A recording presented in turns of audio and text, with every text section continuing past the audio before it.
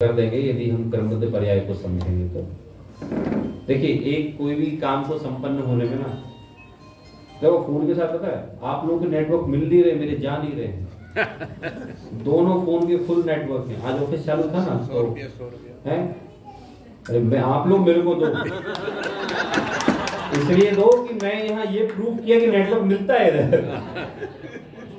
हाँ, तो पुरुषार्थ का लोप नहीं होता, ये इस बात से हमें पता चलता है। नहीं, क्रमबद्ध पर्याय सुनने से पुरुषार्थ का लोप हो जाता है। 200 हो गए भाई, जमा कराने पड़ेंगे, डब्बा रखा है हमने तो। हाँ, तो देखिए कोई पुरुषार्थ का लोप नहीं होता। किसी भी कार्य को संपन्न होने में अनेक कारण चाहिए होते हैं, जैसे निमित्त होनहार है, काल लब्धि है, पुरुषार्थ भी एक फैक्टर है। क्योंकि हमें ऐसा प्रतीत जरूर होता है कि हम पुरुषार्थ नहीं करेंगे तो क्या होगा। वास्तविकता तो ये है कि जब पुरुषार्थ की मुख्यता से काम होता है तो हमें पुरुषार्थ के द्वारा कार्य होता दिखाई देता है। मैं एक सिंपल सा क्वेश्चन पूछता हूँ, आपके मुंबई में वो मलबार हिल बालकेश्वर एरिया ना, बालकेश्वर, तो उधर बालकेश्वर में एक क्लब है, तो उधर मुकेश अंबानी का पोता आता है ना। तो आप लोग देखना सुबह से, मैं तो पिछले साल गया था तो मैंने थोड़ी देखे कि भाई 10-10 कारें खड़ी हैं और गनमैन खड़े हैं, और वे अपने बच्चे तो ऐसे चले जाते चला गया तो। और उनका साहब क्यों था, अरे भाई भारत के सबसे बड़े आदमी का पोता है। अब मैं इसमें बोलता हूँ कि उस लड़के ने क्या मेहनत की धन कमाने के लिए, नहीं की ना मेहनत, तो अब उसे बोलेंगे भाई वो होनहार उसकी ऐसी कि भाई वो वैसा वहां पैदा हो।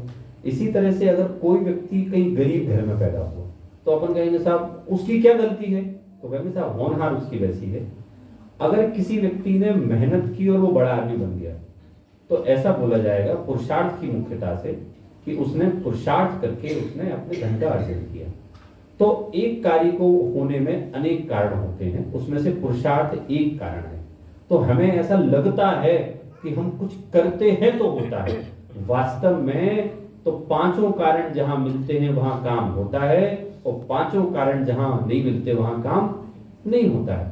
तो एक पुरुषार्थ एक फैक्टर है, लेकिन उसके अलावा 4 समवाय और होते हैं। क्लियर है?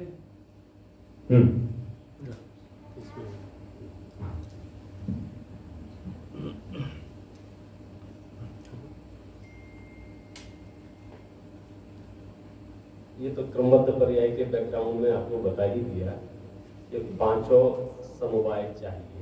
इनको बंद करिए। पांचों समवाय चाहिए तो उसमें से एक पुरुषार्थ भी चाहिए।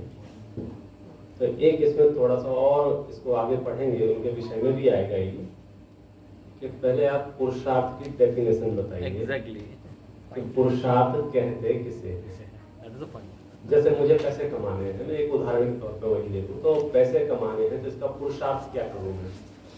तो आप इंग्लिश दे सकते हैं, दुकान पे टाइम से जाओ, या जॉब अच्छी करो, फलाना करो, मेहनत करो, मशक्कत करो। मेहनत करने से पैसा नहीं आता है। पैसा कमाने का पुरुषार्थ मेहनत करना नहीं है। पैसा कमाने का पुरुषार्थ, पैसा जो आता है ना वो पुण्य के उदय से आता है। पुण्य का उदय होगा तो पैसा आएगा, मेहनत नहीं करेंगे तो भी आएगा। मैं इसको सिंपल ऐसे बोलता हूँ, जब आदिनाथ भगवान अपने बेटे को चक्रवर्ती बनाना चाहते होंगे तो किस इंस्टीट्यूट में उन्होंने पढ़ाया होगा, कौन सा सेमिनार अटेंड किया होगा, किसी उसमें गए होंगे, हाउ टू बिकम चक्रवर्ती। तो नहीं, वो तो उन्हें पता भी नहीं था, वो चक्रवर्ती बन गए। तो उन्होंने चक्रवर्ती बनने के लिए क्या पुरुषार्थ किया, वो जो उन्होंने पुरुषार्थ किया वो कार्मिक पुरुषार्थ जो है, उस जाति का पुण्य बांधा के 6 खंड का आधिपत्य उनके पास हो। तो वो पुरुषार्थ आपको कैसे कर पाएंगे जब आपको कर्म सिद्धांत के डेप्थ पता हो, किस भाव से क्या आता है। प्रोटोमनी साहब ने साफ लिखा है, यदि पैसा आना होगा तो शास्त्राभ्यास करेंगे तो क्यों नहीं आएगा। लोग एक लॉजिक दिया था, भैया कमाएंगे पढ़े, आपके स्वाध्याय में बैठे रहेंगे तो नोट कहां से आएंगे। बोले तेरे हिस्से में पुण्य का उदय होगा तो स्वाध्याय में बैठे रहे खूब आएंगे, भर के आएंगे। कहने का मतलब यह पुरुषार्थ की डेफिनेशन। पर द्रव्य में कोई भी पुरुषार्थ लागू पड़ता नहीं। हर द्रव्य का पुरुषार्थ, उद्गल द्रव्य अपना पुरुषार्थ करेगा, जीव द्रव्य अपना पुरुषार्थ करेगा। अब कोई भी काम होगा वहां 5 समवाय होंगे। मिट्टी से घड़ा बना तो वहां पुरुषार्थ है, किसने किया पुरुषार्थ? मिट्टी ने पुरुषार्थ किया, कुम्हार ने पुरुषार्थ नहीं किया। कुम्हार के पुरुषार्थ करने से घड़ा नहीं बना है। कुम्हार पुरुषार्थ फैक्टर में नहीं है, कुम्हार निमित्त फैक्टर में है।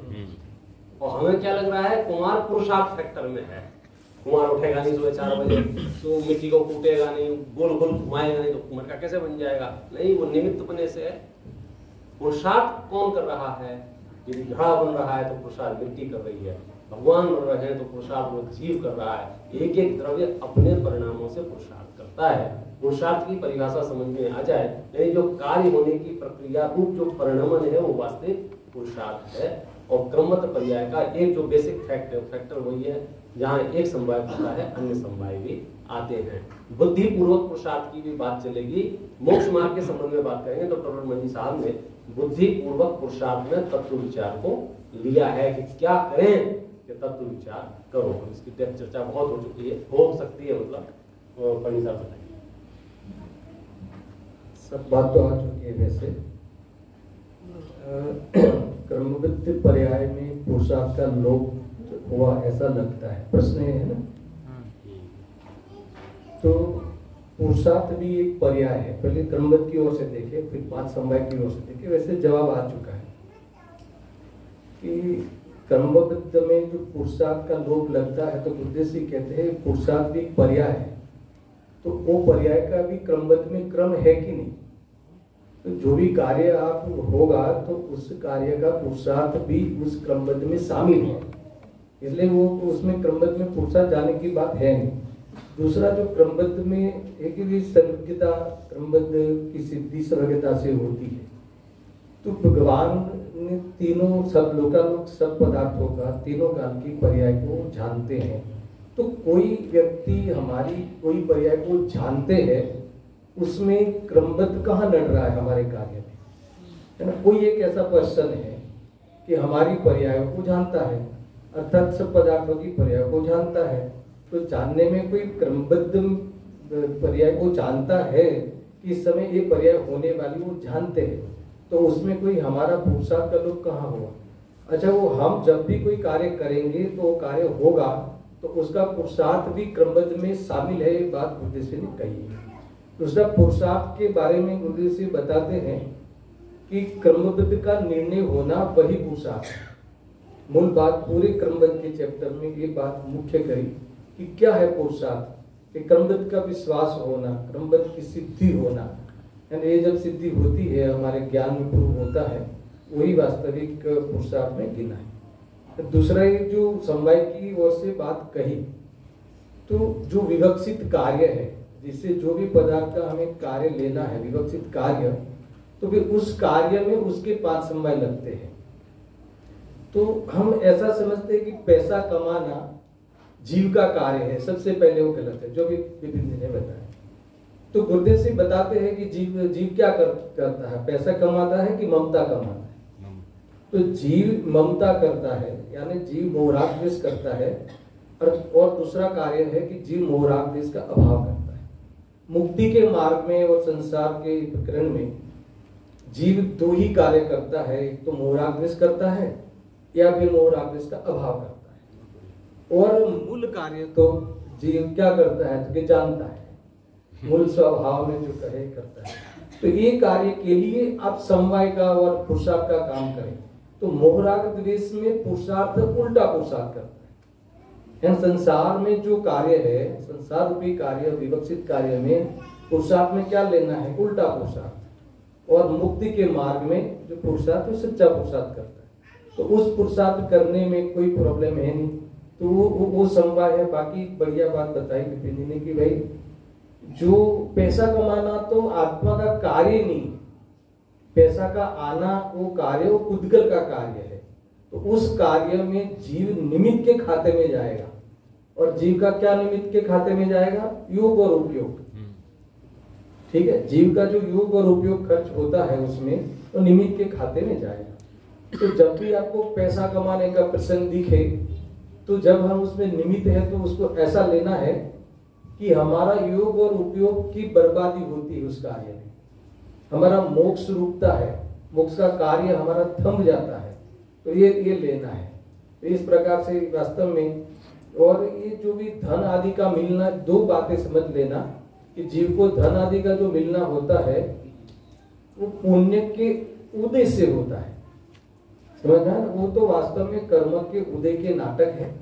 और दूसरा एक बात ख्याल में रखना, कोई कहे कि चलो उदय तो उदय, पुण्य के उदय से मिलता तो है ना, तो फिर दूसरा एक फिनिशिंग क्या है इस कथन का, इस प्रश्न का, कि चलो पुण्य के उदय से मिल भी गया, मगर मिल जाने पर सुखी नहीं होता ना जी, सुखी तो मोह के अभाव से होता है, इसलिए इतनी प्रमुखता नहीं देवे, है ना। अभी तो जबरदस्त बात चली रही है शांति और समृद्धि की, है ना। और भी कल मौका पड़ेगा तो उसके बारे में मैं कुछ कमेंट्स करूंगा, 10-15 मिनट उसके बारे में अपन और बात करेंगे।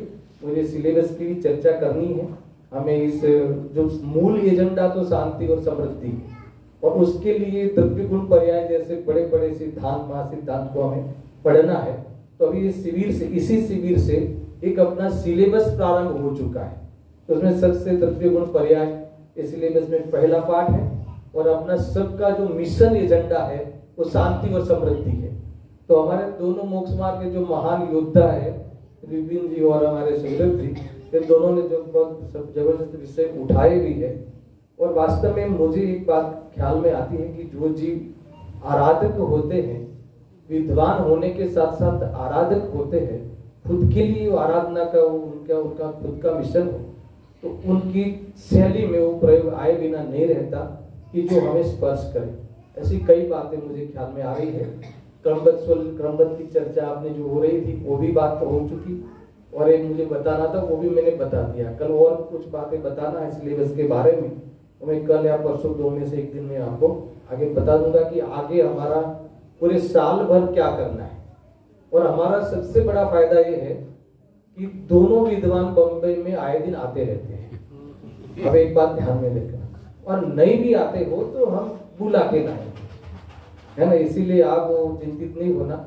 एक सिर्फ अगस्त से अगस्त तक का प्रोग्राम नहीं है अतुल भाई, है ना। वो बम्बई में 90% क्राउड बम्बई का है। मेरा इसमें एक सुझाव है कि जैसे यहाँ तो आप लोग बुलाते हैं, एक राजनीति समाज की स्पेसिफिक है, आपकी लिमिटेशंस हैं क्योंकि जगह यहाँ नॉर्मल है। इस चीज को एक्सटेंड ऐसे किया जा सकता है कि आपका राजनीति समाज उसका ऑर्गेनाइजर रहे, और बॉम्बे के जितने युवा हैं, अपने मुमुक्षु समझ लो या मित्र पक्ष से कोई भी, हमें कोई भेदभाव नहीं करना, तो वो एक सिस्टमैटिक ऑर्गेनाइज किया जा सकता है वहां सबके लिए। आपकी समाज के अलावा दूसरों को भी आप कनेक्ट किया जा सकता है वहां, यहाँ नहीं। यहाँ तो आपके पास जगह ही नहीं है तो करेंगे क्या? ये जस्ट सुझाव है, प्रैक्टिकल भी नहीं है, वहां कर सकते हैं। चैतन्य धाम में एक मोटो प्लेटफॉर्म बॉम्बे में कर सकते नहीं, बुलाना नहीं है, व्यवस्था नहीं करना है। वो बिना व्यवस्था के आओ और जाओ, सुबह आओ शाम को चले जाओ। हमारी व्यवस्था केवल मंच की है, आपके रहने की व्यवस्था नहीं है। खाने को देंगे, रहने को किसी को नहीं देंगे। उसमें बड़े इजी हो जाता ना, एक दिन में काम हो जाता, नहीं तो फिर 4-4-5-5। यानी ये भी हमने विचार कर रहे हैं। अभी इतने बढ़ जाएंगे तो यहाँ तो व्यवस्था बनेगी। यहाँ बढ़ाना है हाँ, बढ़ा। तो आप लोग भी बढ़ाओ। मेरे से बोलो मैं तो आपको भी 500 कर दूं। नहीं, वो बढ़ भी जावे तो भी अभी एक बार तो जब बढ़ेगी तब। अभी हमारा आगे का प्रोग्राम आपको बता रहा हूँ कि बॉम्बे हम वापस जो लास्ट ईयर 2-3 अपन ने सौरभ जी से अपन ने फोन पे लिए थे अपन ऑनलाइन, मगर वो फिर इतना वो आगे नहीं बढ़ पाया। कुछ लोग आते थे, कुछ लोग ऑनलाइन नहीं आते थे, पर अब हम वहाँ तो ऑफलाइन स्टार्ट करेंगे। जब भी जो सेशन, हम कुछ सेशन मैं ले लूँगा, कुछ हमारे जब अनुकूलता होगी तो हम दोनों विद्वानों को बुलाएंगे और आएंगे जरूर। उनकी तरफ से मैं कह देता हूँ आएंगे, तो वो सारी बातें फिर आगे विचार करेंगे। और क्रमबद्ध पर्याय का जो भी आपकी शंका है, वो इसमें इतनी बातें जरूर है। आप खाली पैसा कमाने का ही कार्य हमारा है, वो इतना गलत भ्रम है। पैसा कमाने का की इच्छा, इसका राग, उसका मोह, वो हम करते हैं अज्ञानवश, और उसका अभाव हम कर सकते हैं। और दूसरा सबसे मेन हुक्म का एक का है कि चाहे वो मोह राग करे या अभाव करे, दोनों का ज्ञान आत्मा में होता है। वो मूल कार्य है, उसी पे ध्यान जावे तो मोह मिटे और शांति मिले, और विचारों में जो हमारी समृद्धि आवे। मूल जो शांति और समृद्धि जो इतनी बड़ी बात है, वास्तव में विचारों का जीव धनी होना चाहिए, विचारों से समृद्धि होना चाहिए, और वो तत्व ज्ञान के बिना नहीं हो सकता। और विचारों में करेक्शन होना, अभिप्राय ठीक करना, और इस प्रकार से हमारा पेट की पर्याय में अर्थात गर्भित शुद्धता का पुरुषार्थ होना, और इस निर्णय के बाद वो ऐसा निर्णय होना कि हमें प्रतीति तक पहुंचावे, वो सारा पूरा हमारा जो पूर्व की पर्याय का उपचरित पुरुषार्थ है। वास्तविक पुरुषार्थ तो उसमें परिणमित हो जाना वही पुरुषार्थ है। इसलिए आत्मा मोक्ष जा सकता है या संसार में रगड़ सकता है, पर किसी पदार्थ का कार्य कर सके ऐसा पुरुषार्थ जी में नहीं है। मैं किसी पदार्थ का काम कर सकता हूँ ऐसा उल्टा पुरुषार्थ कर सकता है, अर्थात ज्ञाता दृष्टा रहने का सम्यक पुरुषार्थ कर सकता है। और वो पुरुषार्थ कैसे होगा? अभी आपको वो तो क्रमबद्ध में होगा ना, तो क्रमबद्ध में होगा तो पुरुषार्थ पूर्वक ही तो होगा ना। हमारा मोक्ष होगा क्रमबद्ध में तो पुरुषार्थ पूर्वक भी पुरुषार्थ पूर्वक ही होगा, तो पुरुषार्थ भी क्रमबद्ध में होता ही होता है। इसलिए आप हमारा कोई पुरुषार्थ क्रमबद्ध के कहने से सर्वज्ञ के अधीन नहीं हो गया है, इतना आप ख्याल करें। ऊपर से वो अपने स्वाधीन है, किसी के अधीन नहीं है, क्रमबद्ध ये पुरवार करता है। ये भी एक कंसेप्ट है, आप विचार करें। हाँ, एक ऐसे क्वेश्चन सब जगह पूछते हैं, यहाँ भी डिस्कस होता है कि आप लोग, मतलब मैं हूँ या विपिन जी या गौरव जी, हम लोग व्यापार में रहते हो, आप लोग धर्म कैसे कर लेते हैं या सब कुछ कैसे कर लेते हैं? स्मारक में भी एक क्वेश्चन पूछा था, तो उसका आंसर दिया था। एक वीडियो है 4 मिनट की, वो चलाइए ना। देखिए क्या क्या देखिए, मतलब मैं और विपिन जी हम दोनों कोई रिटायर्ड लोग नहीं हैं, आप लोगों जैसे परिवार वाले, धंधे व्यापार वाले लोग हैं, और हम कोई अपने पर्सनल व्यक्तित्व से कोई महानता नहीं है। क्योंकि जिनवाणी को पढ़ने की बहुत तीव्र इच्छा है, तो जब पढ़ने की जिसको तीव्र इच्छा सहज में पढ़ाने की होती। मैंने इसमें कुछ बोला है, सुनिए, स्मारक प्लेटफॉर्म पर मिल जाएगा यूट्यूब पे। ये तो एक क्लिप है केवल, चालू कर।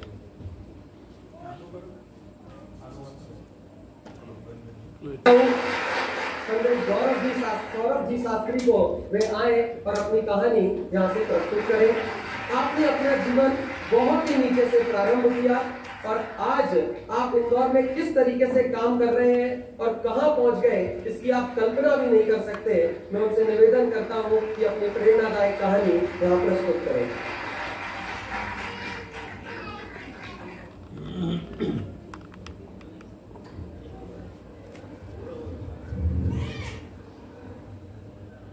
सबसे पहले मैं प्रारंभ करना चाहता हूं कि हमें यहाँ आने की प्रेरणा कहाँ से मिली। तो हम सबके सिरमौर आदरणीय हमारे छोटे दादा और उनके ससुर जी चुन्नी लाल जी पंडित जी, आदरणीय चुन्नी लाल जी की इच्छा थी कि चंदेरी से कोई बच्चे विद्वान बनना चाहिए। तो चूंकि स्मारक का सत्र पूरा फुल हो गया था और उनकी इच्छा थी, तो उन्होंने यहाँ पत्र भेजा। बड़े दादा को पत्र मिला और बड़े दादा ने हमें आउट ऑफ द वे जाके एडमिशन दिया। तो मैं सबसे पहले तो आदरणीय पंडित जी चुन्नी लाल जी को धन्यवाद देना चाहता हूं, जिनने मुझे और गौरव जी को स्मारक भेजने का एक जो कार्य किया और जिसके कारण हमारा पूरा जीवन बदला। कहानी कोई बहुत लंबी नहीं है, मात्र 3 मिनट की कहानी है जो मैं आपको सुनाना चाहता हूं। जब हम स्मारक में आए तो स्मारक में हमने देखा कि ज्ञान का साम्राज्य है, जहां देखो वहां ज्ञान बढ़ता है। चाहे हम सरस्वती हॉल के तलघर में जाएं, चाहे हम प्रवचन हॉल में जाएं, चाहे हम दादा के पास जाएं। तो उस समय जब बाल्यावस्था में हम यहाँ आए थे 14 साल की उम्र में, तो एक बात समझ में आई कि भाई यहाँ ज्ञान से बच के नहीं जा सकते। मतलब यदि तुम्हें पढ़ना है तो यहाँ रहना पड़ेगा, नहीं तो आप यहाँ से जाओ। वो शांति जी की मीठी डांट और फटकार न उस समय बुरी लगती थी और आज भी हम चूंकि बड़े हो चुके हैं इसलिए तरसते हैं, लेकिन कहीं ना कहीं आदरणीय शांति जी की डांट फटकार ने हमें आगे बढ़ने को प्रेरित किया। आदरणीय बड़े दादा और छोटे दादा ने अपने जीवन को जो ज्ञान में निमग्न किया था, तो मैंने और गौरव जी ने अपना एक लक्ष्य बनाया कि we will dedicate ourselves only for service of knowledge. ज्ञान के अलावा कुछ करना ही नहीं है। जब यहाँ हमारा दीक्षांत समारोह था तो सब लोग कुछ ना कुछ दक्षिणा दे रहे थे, तो दादा ने कहा, छोटे दादा ने, यदि तुम लोग मुझे कुछ देना चाहते हो तो जीवन भर तत्व ज्ञान का प्रचार प्रसार करते रहना, ये मेरी दक्षिणा होगी। और मैंने और गौरव जी ने दादा को आज से 24 साल पहले दी हुई प्रतिज्ञा हर परिस्थिति में पूरी की, जैसे आज तक हम बराबर निभा रहे हैं, जिसका परिणाम यह है कि केवल ज्ञान टीवी करके एक चैनल है जो हम लोगों ने स्थापित किया है, जिसमें लगभग 1 लाख लोग जुड़े हुए हैं। उस पे समय सार आदि ऐसे वीडियो को प्रवचन बहुत सारा कंटेंट है और एक साल में उसको करीब 70-80 लाख लोग देखते हैं। रहा जीवन बदलने की, तो जैसा सबका जीवन स्मारक में आता वैसा हमारा था। सामान्यतया माना जाता निर्धनता एक अभिशाप है। हाँ, हम मानते हैं निर्धन थे, लेकिन वो निर्धनता वरदान थी। उस निर्धनता ने जीवन में जो शिक्षाएं दी, शायद ही कोई वो शिक्षा मिल सकती है। स्मारक एक ऐसी पाठशाला थी जिस पाठशाला में आकर हम अपनी निर्धनता भूल गए, हम अपने अज्ञान को भूल गए, मात्र ज्ञान का साम्राज्य रहा। और स्मारक के शिक्षा के बदौलत हम लोग यदि आज बोल पाते हैं, मुख से जो शब्द निकलते हैं वो स्मारक की बदौलत। आज कॉर्पोरेट वर्ल्ड में हम लोग रहते हैं, केवल ज्ञान कैपिटल हमारी कंपनी का नाम है। 7 देशों में हमारा व्यापार है, पूरे इंडिया में हमारे क्लाइंट्स हैं, लोग हैं। मैं भी रिसेंटली बॉम्बे से आ रहा हूं, तो एक हमारी बहुत बड़ी कॉर्पोरेट मीटिंग थी। तो ये सब लोग जानते हैं, हमारे कॉर्पोरेट वर्ल्ड के लोग, कि सौरभ गौरव जी अपना झोला लेके साथ में चलते हैं। झोला अर्थात उस झोले में क्या रहता है? पुड़ी का डब्बा, अचार, जीरामन और पानी की बोतल। तो ये सबको पता है कि हम वहां 3 दिन भी रुके तो उनका ना भोजन करेंगे ना और कोई बात हम करेंगे। तो ये कॉर्पोरेट वर्ल्ड में हमें प्रशंसा प्राप्त हुई। मूलतः हमें जितनी भी प्रशंसा मिलती है, इसका क्रेडिट हमें जाता ही नहीं। सारा का सारा क्रेडिट स्मारक और आप जो शिल्पियों ने हमारा जीवन बनाया, पूरा क्रेडिट आपको जाता है। एक बार किसी ने मेरे से प्रश्न पूछा, ऐसा हमसे प्रश्न पूछा मेरे गौरव जी से, आप बताइए आपके जीवन में सबसे बड़ी उपलब्धि क्या है? तो मैंने एक शब्द में उनको उत्तर दिया, हमारे जीवन की समस्त उपलब्धियां, संपदा, रिश्ते नाते एक तरफ रख दिए जाएं और शास्त्री की डिग्री एक तरफ रख दी जाए तो शास्त्री की डिग्री ही भारी बैठती है। तो मैं आप लोगों से कहना चाहता हूं, यदि किसी के भी दिमाग में ऐसा हो कि स्मारक में आने के बाद कुछ नहीं मिलता, अरे आप एक बार आकर देखो तो स्मारक की पाठशाला में हमें जो जीना सिखाया, आज वो हम लोग संघर्षों से नहीं डरते, कोई परिस्थिति से नहीं डरते। आप कल्पना नहीं कर सकते कि स्मारक ने जो अंदर में कॉन्फिडेंस दिया, दैट इज रिमार्केबल। ज्ञान की जो ललक थी, उसी के कारण मैं और गौरव जी पीएचडी कर पाए। अभी तक हम लोगों ने 14 शास्त्रियों को, अपने रिश्तेदारों को यहाँ भेजा, कुछ और अच्छी उन्नति प्राप्त किया, जिसमें से एक हमारा भांजा है अनुभव शास्त्री जो भी यूके में है। अमन जी शास्त्री जो आपके वार्डन है, वो भी हमारे भांजे हैं। इस तरह से, और अगले साल गौरव जी का बेटा ग्रंथ भी यहाँ पढ़ने आ रहा है। बोल दिया है भाई, समय आपका समाप्त हो गया है। आखिरी में बस 2 पंक्तियां बोल के मैं अपनी बात समाप्त करता हूं। मुट्ठी में कुछ सपने लेकर, भरकर जेबों में आशाएं, दिल में है अरमान यही कुछ कर जाएं, कुछ कर जाएं। सूरज सा तेज नहीं हम में, सूरज सा तेज नहीं हम में, दीपक सा जलता देखोगे, अपनी हद रोशन करने से तो मुझको कब तक रोकोगे, तो मुझको कब तक रोकोगे। मैं आदरणीय परमात्म जी, हमारे प्यारे बबलू भैया, अध्यात्म जी, बड़ी मम्मी, छोटी मम्मी, आप सब लोगों को हृदय से धन्यवाद देना चाहता हूं कि सामान्य से पत्थर के टुकड़ों को आप लोगों ने टांकी मार मार कर जो एक प्रतिमा का साकार रूप प्रदान किया है, हम आपका ऋण आजीवन, स्मारक का ऋण आजीवन नहीं चुका सकते। मरते वक्त तक हमारी पहचान एक यही रहने वाली है, हम स्मारक के शास्त्रीय विद्वान थे, हैं और सदैव रहने वाले हैं। गौरव जी का नाम लेते ही सौरभ जी, और सौरभ जी का नाम लेते ही गौरव जी अपने आप आ जाते हैं। और इन दोनों की कहानी एक है। मैं चाहूं तो दोनों को बुलवा दूं, लेकिन इनके बीवी बच्चों के अलावा इन सब का पूरी मेहनत इन दोनों की एक ही रही है। और राम और लक्ष्मण की तरह ये दोनों तत्व ज्ञान के कार्य में लगे हैं। आपस में बहुत ज्यादा प्रेम है। तो जो कहानी सौरभ जी ने कही, वही कहानी गौरव जी की भी आप समझना। और मैं आप दोनों का बहुत बहुत आभार करता हूं। आगामी वक्ता के रूप में मैं आमंत्रित करता हूं उदयपुर से डॉक्टर तपेश जी शास्त्री को। वे आए और उनका जीवन किस प्रकार बदला